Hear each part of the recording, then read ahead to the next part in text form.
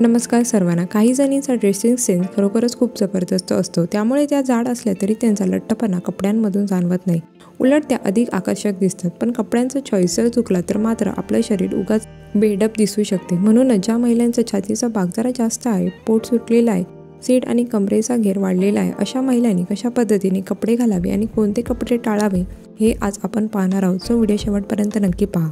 कपडे घालताना दोन्ही बाजूने कट असणारे जास्त शॉर्ट कुर्ते निवडू नका, त्यातून तुमच्या कमरेचा भाग जास्त जाणवतो।